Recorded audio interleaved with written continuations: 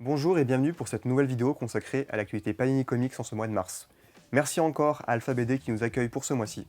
Vous l'entendez sûrement, je suis malade, mais cela ne va pas m'empêcher de vous présenter le programme très chargé de ce mois de mars. Au programme ce mois-ci donc, Omnibus Mon Amour, les packs découvertes 100% Marvel, Web of Spider-Man, les intégrales, Warhammer 40 000, Die et Red Fork.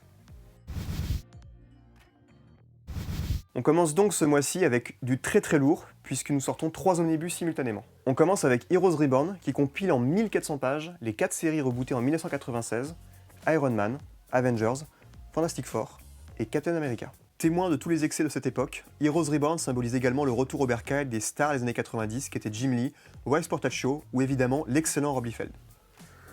L'album permet donc de témoigner de l'esprit d'un style musculeux et d'une époque où Marvel n'était pas au sommet comme aujourd'hui. Autre salle, autre ambiance, puisqu'on part désormais au royaume de la perfide Albion avec Captain Britain.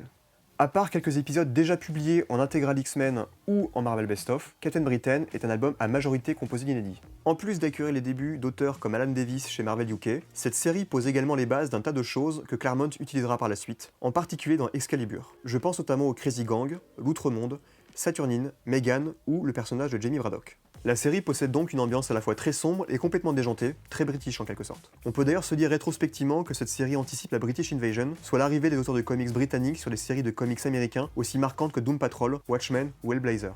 Troisième omnibus, et non des moindres, puisqu'il s'agit de l'univers Marvel par John Byrne. Un auteur extraordinaire, encore très apprécié de nos jours, comme en témoigne le succès de l'intégrale Alpha Flight et de l'omnibus Fantastic Four. En attendant, cet album permet de faire un tour d'horizon de ses autres travaux chez Marvel. Vous retrouverez donc des épisodes d'Avengers avec Wanda, un run sur Captain America avec le héros candidat à l'élection présidentielle, 6 épisodes sur Hulk, dont 5 inédits en version française, et des épisodes de Wolverine assez fous, puisque Logan y affronte une arme humanoïde créée par les Déviants, qui sera ressuscitée involontairement par un cyborg nazi avant de se faire changer en un golem de cocaïne. Hein?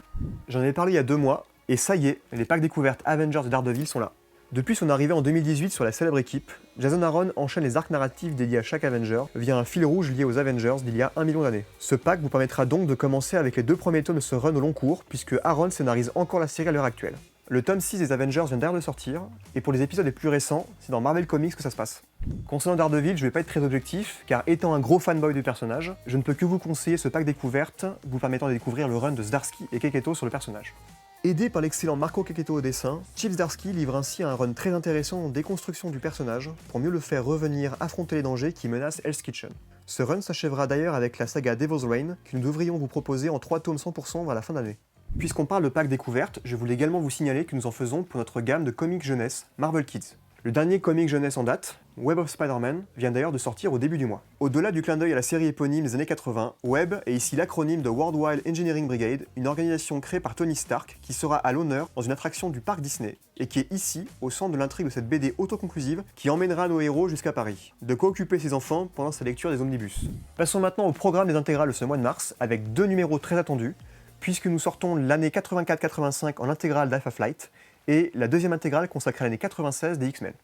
Le tome 2 de l'intégrale d'Alpha Flight recueille les épisodes qui ont choqué les lecteurs de Strange dans les années 80 et n'ont jamais été réédités depuis, avec notamment la mort d'un personnage important de l'équipe et les conséquences sur le reste d'Alpha Flight. C'est du Byrne qui travaille sur des personnages secondaires de l'univers Marvel, donc avec une liberté totale. Un must.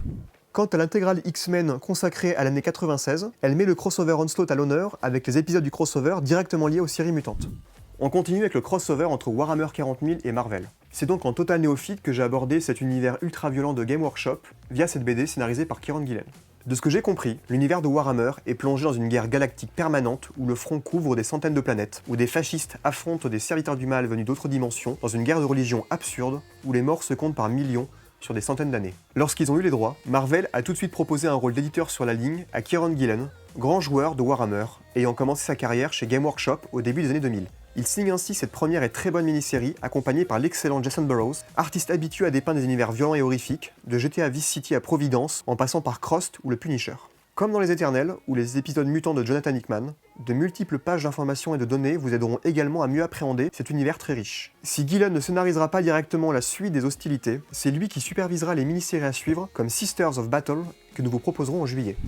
On continue avec Kieron Gillen et le 4e et dernier tome de la série Die. Pour l'occasion, nous vous proposons les 4 raisons de lire cette excellente série indépendante. Raison numéro 1. Vous cherchez la version adulte de Jumanji? Vous l'avez, avec cette histoire d'enfants disparus durant une partie de jeu de plateau et revenus avec des traumatismes qui les suivront jusqu'à leur vie d'adulte. Raison numéro 2. Scénariste et co-créateur de la série, Kieron Gillen continue de montrer qu'il est un gros geek en mélangeant jeu de plateau à la Donjons et Dragons, amour de la fantasy et récit de la crise de la quarantaine. Raison numéro 3, les dessins de Stéphanie Hans. Connue principalement pour ses magnifiques couvertures, la française Stéphanie Hans réalise avec Dai un travail formidable en peignant un monde de fantasy aussi magnifique que glaçant. Enfin, quatrième et dernière raison, à l'heure des métaverses, isekai ou autres mondes parallèles, Dai est une des rares œuvres contemporaines à offrir une passionnante réflexion sur l'identité que l'on se donne, qu'elle soit réelle, virtuelle ou de genre. On termine ce tour d'horizon des sorties de mois de mars avec le dernier né des éditions Tikeo, Red Fork.